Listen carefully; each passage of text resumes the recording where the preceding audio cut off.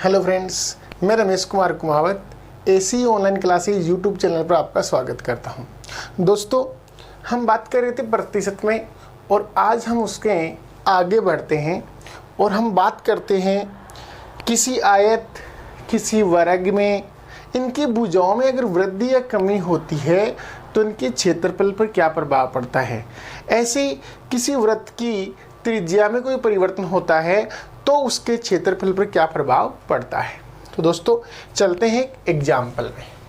प्रश्न क्या है, एक आयत की लंबाई में 10% की वृद्धि हुई है और उसकी चौड़ाई में 20% वृद्धि कर दी गई है। तो अब ये बोलता है कि उसके क्षेत्रफल पर क्या प्रभाव पड़ेगा। तो दोस्तों देखिए, मैं ये मान लेता हूं एक तरफ मैंने लिया है लंबाई, दूसरी है चौड़ाई। दोस्तों आयत का क्षेत्रफल क्या होता है, लंबाई इंटू चौड़ाई बराबर किसके होता है, क्षेत्रफल के होता है। लंबाई इंटू चौड़ाई किसके बराबर होता है, क्षेत्रफल के बराबर होता है। तो दोस्तों मैं यहां पर प्रारंभिक और नई दो लंबाई और चौड़ाई लेके सोल्व करते हैं। हम इसको फ्रैक्शन विधि से सोल्व करते हैं जैसा हम फ्रैक्शन में कर रहे थे। लंबाई में 10% क्या हुई है, वृद्धि हुई है। तो मेरे को ये बताइए दोस्तों, 10% का फ्रैक्शन कितना होता है, 1/10। 10% की भिन्न कितनी होती है दोस्तों, 1/10। अब ये बताइए कि इसकी प्रारंभिक लंबाई 10 मान ली हमने। अब 10 का 10% कितना होता है, 1, और 1 की क्या हुई है, इसमें वृद्धि हुई है। 10% की क्या हुई है, वृद्धि। तो दोस्तों यहाँ 1 प्लस हो जाएगा, यानी नई लंबाई कितनी हो गई, 11। नई वाली लंबाई कितनी हो गई, 11 हो गई। ऐसे ही दोस्तों इसकी चौड़ाई में 20% क्या हुई है, वृद्धि हुई है। तो दोस्तों 20% का फ्रैक्शन क्या होता है, 1/5। 20% क्या होता है, 1/5। अर्थात इसकी प्रारंभिक जो चौड़ाई थी वो कितनी है, 5। और अब देखो 5 का 20% है वो कितना होगा, 1, यानी इसमें 1 की क्या होगी, वृद्धि होगी। तो जो नई चौड़ाई आई वो कितनी आई, 6 आई। नई चौड़ाई कितनी आई, 6। अब दोस्तों लंबाई इंटू चौड़ाई यानी 10 इंटू 5, इसका प्रारंभिक जो क्षेत्रफल है वो कितना आया, 50। नया क्षेत्रफल 11 इंटू 6, 11 इंटू 6 कितना आएगा, 66। यानी नया क्षेत्रफल जो आया वो कितना आया, 66। तो दोस्तों इसमें वृद्धि कितने की हो रही है, 16 अंकों की। कितने की हो रही है, यानी इसका क्षेत्रफल प्रारंभिक क्षेत्रफल की तुलना में 16 क्या है, अधिक है। तो प्रतिशत वैल्यू क्या होगी, 16/50 इंटू 100। 16 की वृद्धि हुई है किसमें, 50 पर। तो 16/50 इंटू 100 आएगा। 50 का भाग 100 में 2 बार गया, 16 इंटू 2 कितना होगा, 32%। यानी दोस्तों इसके क्षेत्रफल में 32% क्या होगी, वृद्धि होगी। एक बार फिर से समझाए तो एक एग्जाम्पल, आयत की लंबाई में 10% वृद्धि। तो दोस्तों 10% की भिन्न क्या होती है, 1/10।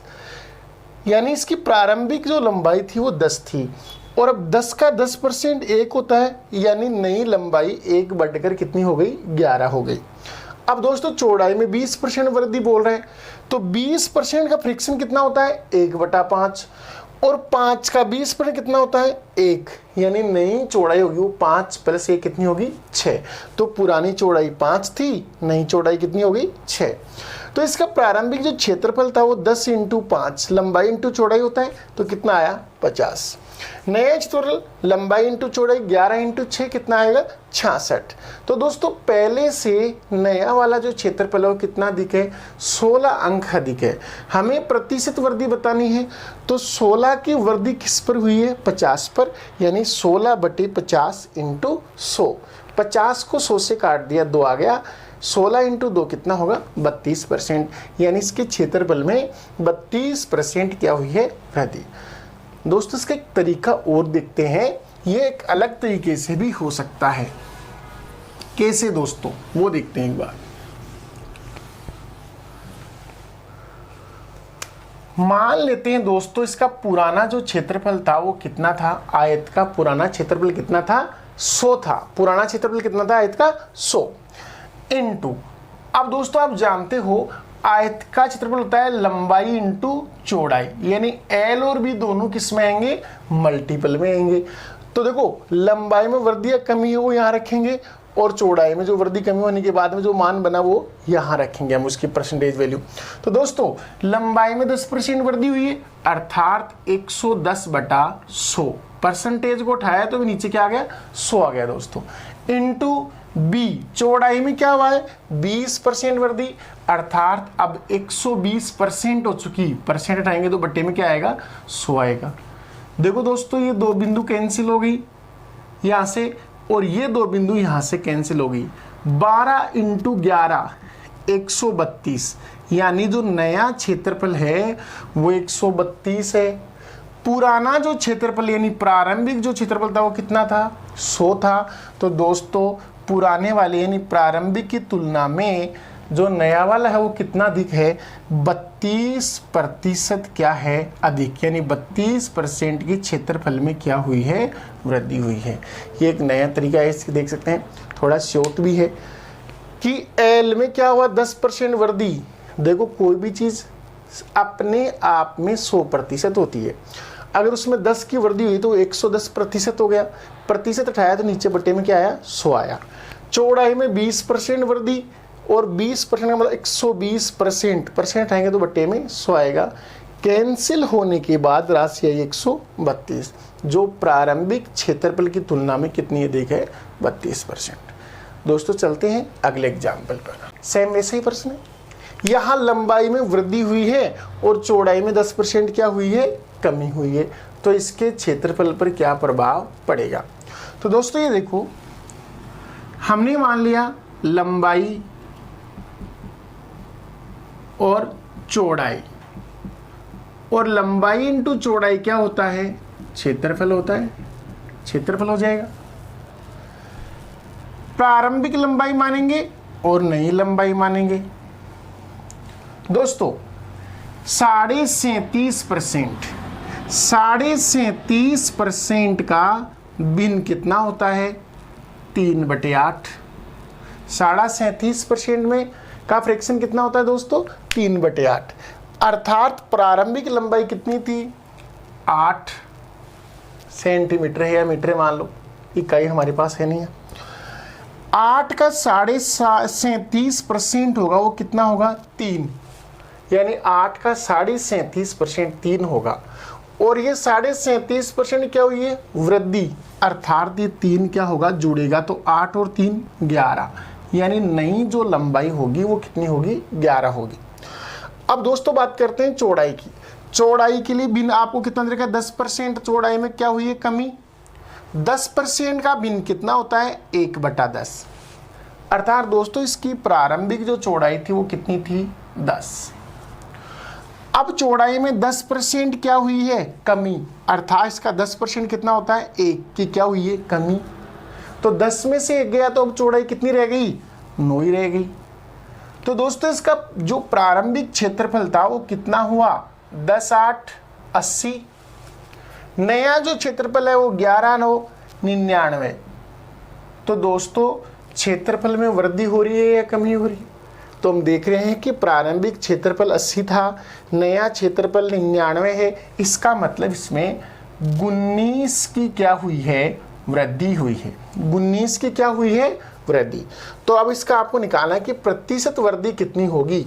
तो 19/80, प्रारंभिक वैल्यू 80 है, इंटू 100। एक बिंदु यहां से काट देते हैं, इसको 2 से काटेंगे 5, इसको 2 से काटेंगे 4। 19 को 5 से मल्टीप्लाई किया, 95/4, भाग देने पर आएगा 4 2 8, 1 शेष बच गया 15, 4 3 12, 3 शेष बच गए 3/4, यानी 23 सही 3/4% इसमें क्या होगी, वृद्धि होगी। 23 सही 3/4% की इसमें क्या होगी, वृद्धि होगी।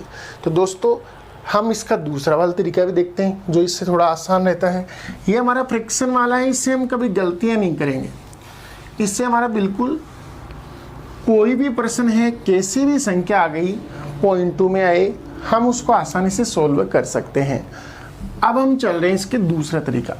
मान लिया इसका प्रारंभिक क्षेत्रफल था 100 इंटू लंबाई में 37.5% वृद्धि हुई है, अर्थात 137 से ये 1/2% हो गया। हटाएंगे तो बट्टे में क्या आएगा, 100, यानी ये हो गया 137.5%, बट्टे में क्या आएगा, 100 आएगा। इंटू चौड़ाई में 10% कमी, यानी अब 90% रह गई, परसेंट हटाएंगे तो बट्टे में क्या आएगा, 100 आएगा। दोस्तों आप यहाँ से दशमलव हटाएंगे, यहाँ से दशमलव हटाएंगे तो नीचे क्या आएगा, 0 आएगा। 0 से 0 कैंसिल, 2 0 यहाँ से कैंसिल हो गए। दोस्तों इसमें 25 का भाग दे सकते हैं, 25 5 125, 12 शेष रह गए। फिर अगेन 25 5 125, 55 बार पूरा कट गया। इससे काटेंगे तो 25 का भाग कितनी बार जाएगा, 4 बार जाएगा। 25 चौक 100। अब मल्टीप्लाई करते हैं, 9 5 45, 4 शेष, 9 5 45 और 4 कितने हो गए, 49/4, यानी 4 एकम 4, 4 दूनी 8, 1 शेष बच गया यानी 15, 4 × 12, 3 शेष बच गए 3/4। अर्थात जो नया क्षेत्रफल है पुराने क्षेत्रफल की तुलना में कितना अधिक है, 23 सही 3/4, यानी 23 सही 3/4% इसमें क्या हुई है, वृद्धि हुई है दोस्तों। तो दोस्तों यहाँ कैलकुलेशन में थोड़ा टाइम जरूर लग जाता है, वहाँ हम जब फ्रैक्शन वाले से करते हैं तो राशि इतनी छोटी होती है कि हमें टाइम नहीं लगता है, तो वो ज़्यादा बेटर होता है। चलते हैं अगला प्रश्न लेते हैं। एक वर्ग की प्रत्येक भुजा को 20% बढ़ा दिया गया है, तो अब ये अपने से पूछ रहा है कि उसके क्षेत्रफल पर क्या प्रभाव पड़ेगा। तो दोस्तों हम वही एक बार बेसिक सा लेके चलते हैं कि भुजा और एक तरफ लिख देंगे क्षेत्रफल, क्योंकि हम जानते हैं वर्ग का क्षेत्रफल होता है भुजा स्क्वायर। एक मान हम प्रारंभिक लेंगे, एक मान नया लेंगे जो परिवर्तन होने के बाद का आएगी भुजा, पहले की भुजा और परिवर्तन के बाद की। दोस्तों फ्रैक्शन कितना है, 20%। तो मेरे को बताइए 20% का भिन्न कितना होता है, 1/5। 20% का भिन्न कितना होता है दोस्तों, 1/5। अर्थात ये इसकी प्रारंभिक भुजा मान लेते हैं 5। तो दोस्तों 5 का जो 20% है वो कितना होगा, 1 होगा, और इस 1 की क्या हुई है, वृद्धि, यानी +1। तो नई भुजा क्या आई, 6 आई। अब दोस्तों प्रारंभिक भुजा 5 है तो इसका क्षेत्रफल हो जाएगा भुजा स्क्वायर कितना होगा, 25। नई भुजा 6 है तो वर्ग का होगा 6 का स्क्वायर 36। तो इसमें कितनी वृद्धि हुई, इसमें वृद्धि हुई 11 अंकों की। 11 अंक इसका जो क्षेत्रफल है वो क्या हो गया, बढ़ गया। तो अब देखते हैं कि इसमें प्रतिशत वृद्धि कितनी हुई। तो 11 अंकों की वृद्धि किस पर हुई है, 25 पर, इंटू 100। दोस्तों 25 चौक 100, तो 11 चौके 44% इसमें क्या हुई है, वृद्धि हुई है। यानी इस वर्ग के क्षेत्रफल में 44% की क्या हुई है, वृद्धि। एक बार फिर देखते हैं, 20% का फ्रैक्शन 1/5 है, अर्थात प्रारंभिक भुजा 5 मानेंगे। 5 का 20% कितना होता है, 1 की क्या हुई है, वृद्धि। तो नई भुजा 5 + 1 कितनी हो गई, 6। प्रारंभिक क्षेत्रफल क्या होगा, भुजा स्क्वायर 5 का स्क्वायर 25, नया क्षेत्रफल 6 का स्क्वायर 36। तो बताइए क्षेत्रफल कितना अंक बढ़ गया, 11 अंकों की वृद्धि हुई है। तो ये 11 अंकों की वृद्धि किस में हुई है, प्रारंभिक क्षेत्रफल में हुई है, तो 11/25 इंटू 100, यानी आंसर आएगा 44%। दोस्तों इसका दूसरा वाला तरीका भी देख सकते हैं कि हम क्षेत्रफल मान लेते हैं प्रारंभिक 100, प्रारंभिक क्षेत्रफल क्या मान लेते हैं, 100 मान लेते हैं। 20% की भुजा में वृद्धि हुई तो 120/100 इंटू 120/100, क्योंकि आपको पता है क्षेत्रफल होता है भुजा स्क्वायर, यानी कि भुजा गुणा भुजा, यानी भुजा गुणा भुजा। तो नई भुजा 120% है, तो 120/100, 120/100। दोस्तों ये दो बिंदु कैंसिल होगी, ये दो यहाँ से कैंसिल होगी।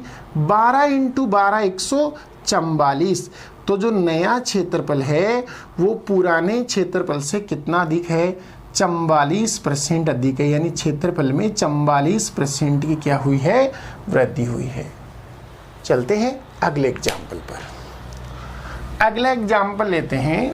आपको पता है कि भुजा में 15% वृद्धि हुई और आपसे पूछा गया है परिमाप, तो दोस्तों आंसर इसका 15% ही आएगा, क्योंकि हमने देखा था भुजा परिमाप होता है 4 इंटू भुजा और क्षेत्रफल होता है भुजा स्क्वायर, यानी कि भुजा इंटू भुजा। भुजा स्क्वायर का मतलब क्या होता है, भुजा इंटू भुजा। तो दोस्तों आपको मैं बता दूं कि जो अचर राशि है इसका कोई महत्व नहीं होता है, क्योंकि हम जब परिमाप निकाल रहे हैं तब तो इस 4 का महत्व है, लेकिन आप तुलना कर रहे हैं, क्योंकि हम यहाँ तुलनाएं तो कर रहे हैं कि पहले उसका परिमाप क्या था और अब उसका परिमाप क्या है। तो दोस्तों पहले जो परिमाप था वो भी 4 से मल्टीपल था, नया जो परिमाप आएगा भुजा में परिवर्तन होने के बाद वो भी 4 से मल्टीप्लाई होगा। इसका मतलब ये 4 एक कांस्टेंट राशि है जो दोनों के साथ आ रही है। इसका मतलब कंपैरिजन जब होता है तब इस अचर राशि का कोई महत्व नहीं होता है, अर्थात 4 का कोई महत्व नहीं। इसका मतलब जो परिवर्तन यहाँ होगा वही परिवर्तन परिमाप में होगा। लेकिन क्षेत्रफल में भुजा इंटू भुजा, यानी ये 2 बार होता है, जो हमने अभी अभी एग्जाम्पल में देखा था। तो दोस्तों इसका एग्जाम्पल से देख सकते हैं। बाकी आपको सीधा डायरेक्ट याद रखना है कि जब भी भुजा में जो परिवर्तन होता है, वृद्धि हो या कमी, सेम उतनी उसके परिमाप में वृद्धि या कमी होगी। किसकी बात करें तो वर्ग की। अभी हम देख लेते हैं भुजा और आगे लिख देते हैं इसका परिमाप। दोस्तों प्रारंभिक और नया, नई भुजा 15%। दोस्तों 15% का फ्रैक्शन कितना होता है, 3/20। 15% का फ्रैक्शन कितना होता है, 3/20। अर्थात इसकी प्रारंभिक भुजा क्या थी, 20। 20 का 15% कितना होता है, 3 की क्या हुई है, वृद्धि, अर्थात 20 और 3 23। कितनी होगी, 23 होगी। अब बात करें परिमाप, तो परिमाप होता है 4 गुणा भुजा, तो 20 चौक 80। नया वाला परिमाप 23 चौक 92, 4 इंटू भुजा। तो देखो 4 से मल्टीपल ये हुआ तो 4 से मल्टीपल ये भी हुआ है। इसका मतलब इन दोनों के बीच का जो डिफरेंस है वो है 12, यानी 12 की वृद्धि हुई है इसमें। और यहां वृद्धि कितने की है, 3 की। तो देखो दोस्तों यहां वृद्धि 3 की है, तो 3 का 4 गुणा कितना हुआ, 12। अर्थात ये 4 एक कांस्टेंट राशि है। अगर ये इससे मल्टीपल हुई है, इससे मल्टीपल हुई है, इसका मतलब इसका डिफरेंस भी मल्टीपल हुआ है 4 से, तो ये 12। इसलिए हम कहते हैं कि हम सीधा यहां से भी निकाल सकते हैं, दोनों एक ही बात है। 12/80 इंटू 100। एक बिंदु काट देते हैं, 4 का भाग देंगे 3, 4 का भाग 2 बार, 2 से काटेंगे 5, और 5 इंटू 3 कितना आएगा, 15% वृद्धि, यानी उतनी ही वृद्धि होगी जितनी की अपनी भुजा में होती है। तो हम इसको डायरेक्ट भी याद रख सकते हैं। चलते हैं अगले एग्जाम्पल में।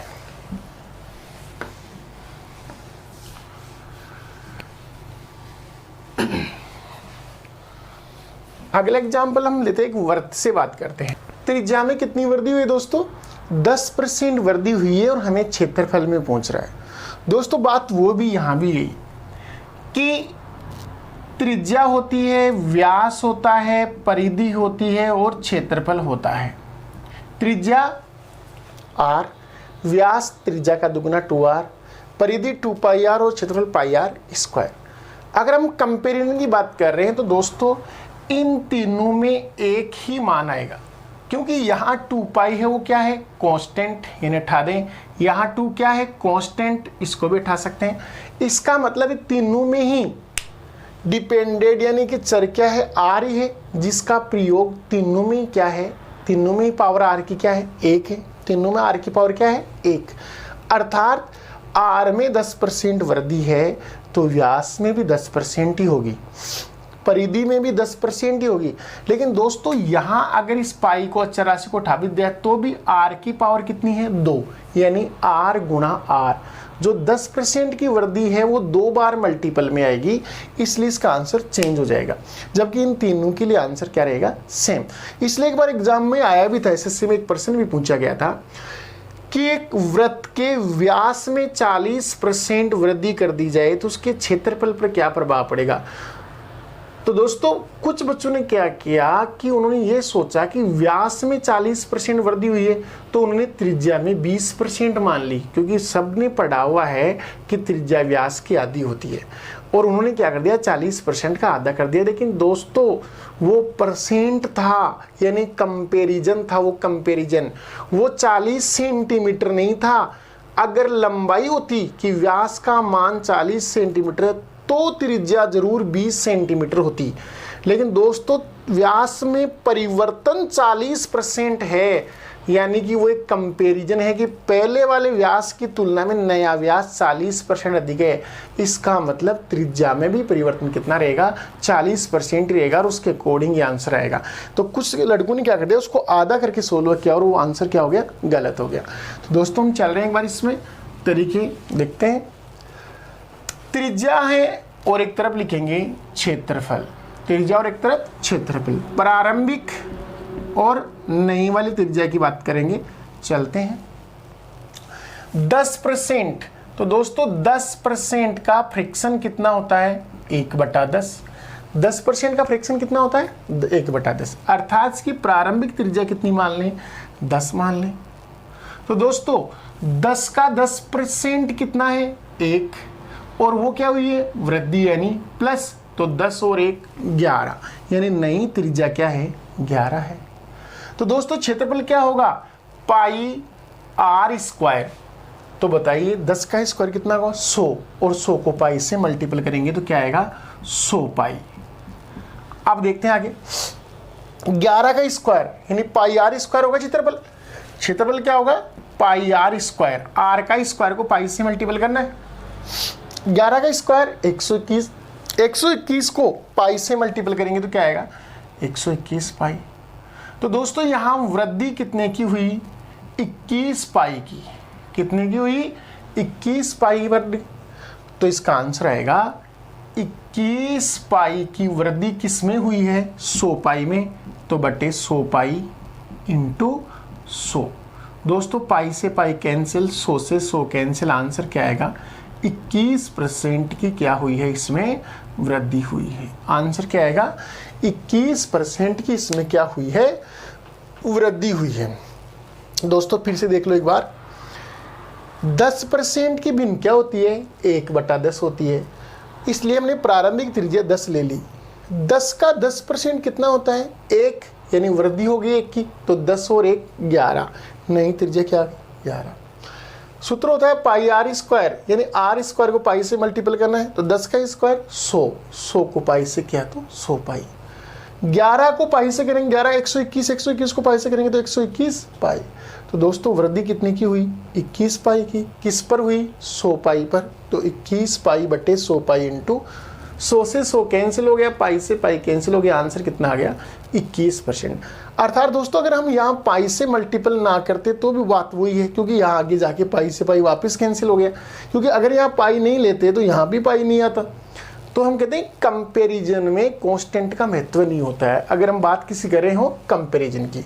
इसका दूसरा तरीका भी देख लेते हैं। इसका दूसरा तरीका ये है कि आप प्रारंभिक क्षेत्रफल क्या मान लें 100 मान लें, प्रारंभिक क्षेत्रफल क्या मान लें 100, और हमें पता है पाई कांस्टेंट, इसको छोड़ दें। इसका मतलब आर स्क्वायर बचा, आर स्क्वायर यानी आर इंटू आर, वृद्धि 2 बार लिखनी पड़ेगी तो इंटू 10% वृद्धि है 110/100 और अगेन 110/100, ये दो बिंदु कैंसिल हो गई, ये दो कैंसिल हो गई। 11 इंटू 11 कितना है दोस्तों? 121। तो बताइए प्रारंभिक क्षेत्रफल से नया क्षेत्रफल कितना अधिक है? 21%। 21% इससे क्या है? अधिक है, यानी 21% क्या हुई है? वृद्धि। इसको निकालने की जरूरत नहीं है दोस्तों, ऐसे भाई 21/100, क्योंकि 100 पर मान आ रहा है, नीचे 100 आएगा तो वो वापस इंटू में जो 100 आएगा वो वापस कैंसिल हो जाएगा, इसलिए लिखने की जरूरत ही नहीं है, सीधा 21% आंसर है। चलते हैं आगे। वह एसएससी में पूछा गया प्रश्न लेते हैं एक बार। हमें बता रहा है कि एक वृत्त के व्यास में 40% वृद्धि हो जाने पर उसके क्षेत्रफल में क्या प्रभाव पड़ेगा। अब दोस्तों अभी अभी मैंने बताया था कि व्यास में 40% हुआ है तो त्रिज्या में भी कितनी होगी? 40 ही होगी, क्योंकि ये प्रतिशत वृद्धि यानी ये कंपैरिजन है कि व्यास में वृद्धि से मतलब कि प्रारंभिक जो व्यास था उससे नया वाला व्यास वो 40% क्या है? ज़्यादा, यानी कि दो व्यासों के बीच कंपैरिजन हुआ है, और कंपैरिजन होता है उसमें गुणांक का कोई महत्व नहीं होता है। व्यास का सूत्र होता है 2r और उस 2 का महत्व नहीं है, यानी r ही बचेगा, अर्थात त्रिज्या में भी जो वृद्धि होगी वो कितनी होगी? 40। चलो अब एक छोटे से एग्जाम्पल के जरिए इसको समझ भी सकते हैं कि क्या व्यास में त्रिज्या में इनमें सेम ही होता है क्या। तो एक एग्जाम्पल लेता हूँ मैं एक छोटा सा। मैंने मान लिया कि r = 10 सेंटीमीटर है, मैंने माना r = क्या है? 10 सेंटीमीटर। तो बताइए उस समय इसका व्यास क्या होगा? उस समय इसका व्यास होगा 20 सेंटीमीटर, क्योंकि व्यास त्रिज्या का दुगना होता है। और हम यहाँ बात कंपैरिजन की नहीं कर रहे हैं, हम यहाँ लंबाई चौड़ाई की कर रहे हैं कि r बराबर 10 सेंटीमीटर, लेंथ दे दी इसकी कि 10 सेंटीमीटर लंबी है त्रिज्या, तो व्यास इसका दुगना होगा, 20 सेंटीमीटर होगा। अब देखो हम कंपैरिजन की बात करेंगे। मैंने इसको कर दिया किसी अन्य से कंपेयर कि मैं इसमें 20% वृद्धि कर रहा हूँ, मैं इसमें 20% क्या कर रहा हूँ? वृद्धि। तो बताइए 10 का 20% कितना होता है? 2 होगा। तो दोस्तों इसमें 2 जोड़ दिया, यानी नई जो त्रिज्या आई वो आई 12 सेंटीमीटर आई, 12 सेंटीमीटर आई। अब बताओ दोस्तों अगर त्रिज्या 12 सेंटीमीटर है तो इस समय व्यास कितना होगा? तो त्रिज्या का डबल, 12 दूनी 24 सेंटीमीटर होगा। तो मेरे को ये बताओ कि यहाँ व्यास में वृद्धि कितनी की हुई? तो बताओ व्यास में वृद्धि कितने की हुई? 4 अंकों की वृद्धि हुई है, 20 से 24 हो गया। 4 की वृद्धि किस में हुई है? 20 पर हुई है, इंटू 100। 20 से 5 100 और 5 के 20, यानी 20% क्या हुई है? वृद्धि, यानी यहाँ पर भी 20% वृद्धि। तो दोस्तों जब त्रिज्या में 20% वृद्धि थी तो व्यास में भी 20% वृद्धि ही आई।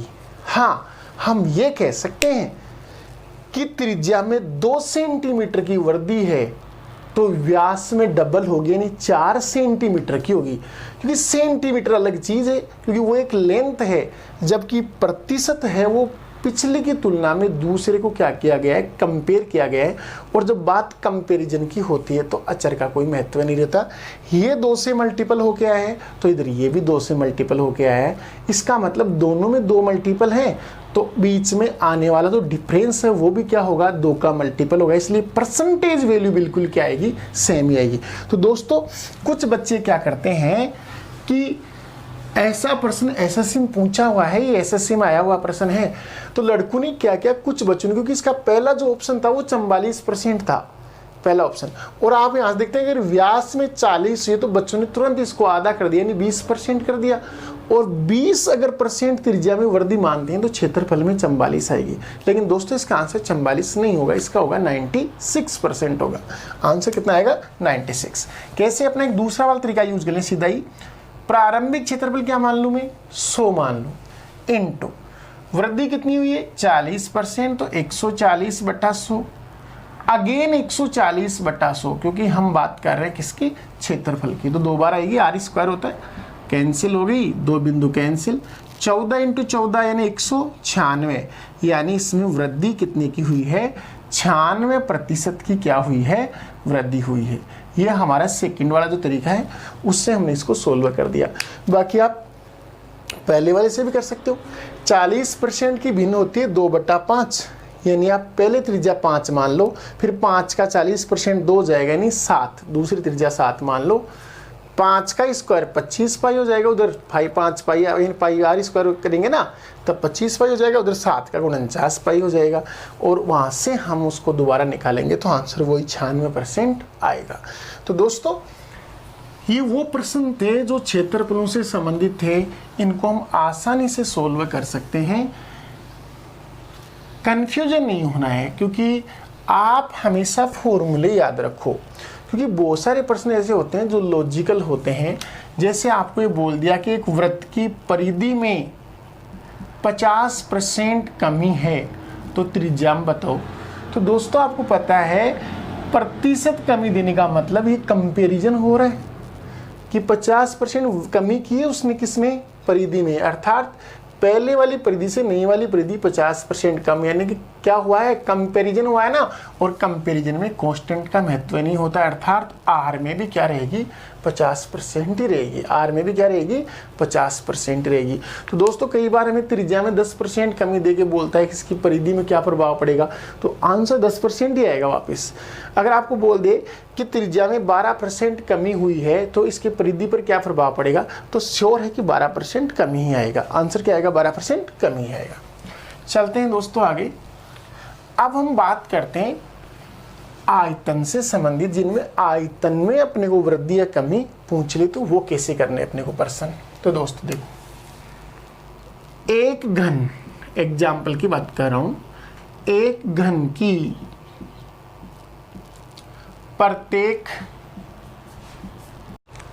की प्रत्येक भुजा में 10% वृद्धि हो जाने पर उसके आयतन पर क्या प्रभाव पड़ेगा। तो दोस्तों वही तरीका अपने यूज करते हैं, या तो आप इसको सीधा कर सकते हैं या वो अपना एक बार वो यूज कर लेते हैं। एक तरफ भुजा, एक तरफ आयतन, प्रारंभिक और नई वाली भुजा की बात करेंगे तो हम परसेंटेज से लेते हैं। दोस्तों 10% का फ्रैक्शन कितना होता है, 1/10। 10% का फ्रैक्शन कितना होता है, 1/10, अर्थात प्रारंभिक भुजा हम 10 मान लेते हैं। 10% वृद्धि हुई है तो 10 का 10% कितना होगा, 1 की वृद्धि होगी, यानी नई भुजा कितनी होगी, 11 होगी। नई भुजा क्या होगी, 11। अब दोस्तों घन का आयतन क्या होता है, भुजा क्यूब, तो बताइए 10 का क्यूब कितना होगा, 1000 होगा, और 11 का क्यूब कितना होगा, 1331। 11 का क्यूब कितना होगा, 1331 हो गया, ये आयतन हो गया। तो दोस्तों इसके आयतन में वृद्धि कितने की हुई, 331 की क्या हुई है, वृद्धि हुई है। कितने अंकों की वृद्धि हुई है, 331 की। तो 331 की वृद्धि किस पर हुई है, 1000 पर हुई है, इंटू 100। दोस्तों यहाँ से 2 बिंदु कैंसिल होगी, नीचे एक बिंदु शेष बच रही है, तो इसको कैंसिल करने के लिए ऊपर क्या लगा दिया जाएगा, 10 लगा दिया जाएगा, यानी आंसर आएगा 33.1% क्या हुई है, वृद्धि हुई है। आंसर कितना आया, 33.1% की क्या हुई है, वृद्धि हुई है। दोस्तों हमारा वो दूसरा तरीका है वो भी हम यहाँ ले सकते हैं। प्रारंभिक आयतन हम क्या मान लेते हैं, 100 मान लेते हैं। प्रारंभिक आयतन क्या मान लेते हैं, 100। आयतन का सूत्र होता है भुजा क्यूब, यानी भुजा गुणा भुजा गुणा भुजा, 3 बार भुजा गुणा में आएगी। भुजा में 10% वृद्धि हुई है तो 110% हो गई नई भुजा। नई भुजा कितनी होगी, 110%, जो 3 बार आएगी तो यहाँ से 3 बार लिखेंगे तो नया वाला क्षेत्रफल प्राप्त होगा अपने को। कैंसिल हो गया, ये बिंदु यहाँ से कैंसिल हो गई, ये यहाँ से कैंसिल हो गई, ये 2 यहाँ से कैंसिल हो गई, लेकिन एक बिंदु अभी शेष है। दोस्तों 11 का क्यूब कितना होता है, 1331, और नीचे एक 10 है तो क्या लग जाएगा, 10 लग जाएगा। अर्थात जो नया आयतन आया है वो पुराने आयतन से कितना अधिक है, 33.1% क्या है, इससे अधिक है दोस्तों। तो हम आसानी से प्रश्नों को हल कर सकते हैं, बस थोड़ा बेसिक आपको नॉलेज रखना चाहिए। प्रतिशत बहुत ही आसान चीज़ है और इससे अगर हम पढ़ लेंगे शानदार तरीके से तो हमें अंकगणित में कहीं भी कोई समस्या नहीं आने वाली है, ये मेरा वादा आपसे। चलते हैं हम अगला प्रश्न 1 को लेते हैं। सही दोस्तों, बेलन का आयतन क्या होता है, pi R square H. Pi R square H होता है। देखो दोस्तों, पाई तो कांस्टेंट है, मतलब इसको हम हटा भी सकते हैं। अगर हम सीधा करना चाहें तो आर स्क्वायर इंटू एच, यानी आर इंटू एच। आर 2 बार आएगा, यानी आर में जो परिवर्तन हुआ वो 2 बार लिखा जाएगा और एच वाला 1 बार लिखा जाएगा। हम एक बार इसको बेसिकली कर लेते हैं, प्रारंभिक और नहीं आर एच और आगे लिख दिया आयतन यानी pi R square H, pi R square H. दोस्तों 20% की भिन्न क्या होती है? 1/5। 20% की भिन्न क्या होती है? 1/5। अर्थात पहले त्रिज्या 5 थी और उसमें 20% वृद्धि, यानी 5 का 20% कितना होता है? 1 की वृद्धि हुई है। नहीं, जो त्रिज्या है वो कितनी है? 6 है। अब चलते हैं ऊंचाई पर। ऊंचाई कितनी है? 10% कम, तो 10% का भिन्न होता है 1/10। अर्थात पहले ऊंचाई कितनी थी? 10, और अब इसमें 10% की क्या हो चुकी है? कमी, यानी 1 अंक कम हो गया, यानी कितनी हो गई? 9। तो दोस्तों आयतन क्या होगा? तो आयतन होगा आर स्क्वायर इंटू एच, 5 का स्क्वायर 25, 25 इंटू 10 कितना हो गया? 250, और पाई है तो 250 पाई। नेक्स्ट 6 का स्क्वायर 36, 36 को 9 से मल्टीपल करना है। 36 को किससे करना है? 9 से मल्टीपल। एक बार देख सकते हैं, 36 को 9 से, तो 9 6 54, 5 बच गए, 9 30 27 और 5 कितने हो जाएंगे? 32, 324, 324 और पाई है तो पाई। तो दोस्तों इसमें वृद्धि कितने की हुई? इसमें वृद्धि कितने की हुई? तो इसमें वृद्धि हुई है 74 पाई। कितने की हुई है? 74 पाई की हुई है। 250 में कितना जोड़ेंगे तब 324 पाई आएगा? तो 74 पाई जोड़ देंगे, तो आंसर आएगा 74 पाई बटे 250 पाई इंटू 100। पाई से पाई कैंसिल, 25 से काट दो, 25 चौक 100, 4 से मल्टीपल करेंगे तो 4 चौक 16, 7 चौक 28 और 1 29, और नीचे देखो दोस्तों एक बिंदु है, इसलिए क्या लगा देंगे? दशमलव, यानी 29.6% की क्या हुई है? वृद्धि हुई है। 29.6% की इसमें क्या हुई है? वृद्धि हुई है। अब हम इसको एक दूसरे तरीके से भी देख सकते हैं।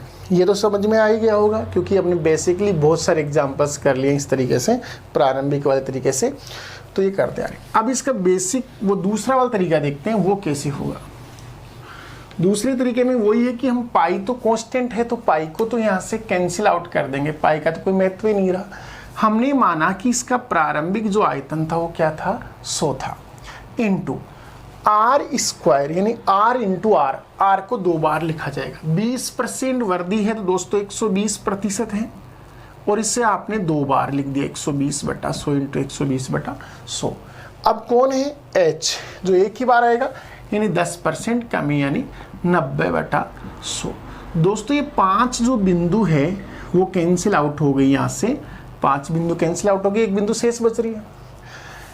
यहाँ से 12 इंटू 12 144, और 144 को 9 से मल्टीपल करना है, यानी 12 इंटू 12 144, और 144 को हम किससे मल्टीप्लाई करेंगे? 9 से, तो 9 चौक 36 आया, 9 चौक 36 अगेन हो गया, 3 जुड़ेंगे तो 39, 9 और 3 12, यानी 1296। नीचे एक 0 है इसलिए क्या लग जाएगा? दशमलव, यानी नया आयतन 129.6 है और पुराना वाला कितना है? 100। तो दोस्तों इसमें वृद्धि कितने की हुई? 29.6% इसमें क्या आई है? वृद्धि आई है। किसमें? आयतन में। आज के लिए दोस्तों इतना ही। आपको हमारा वीडियो कैसा लगा ये कमेंट्स के माध्यम से ज़रूर बताइएगा। धन्यवाद दोस्तों।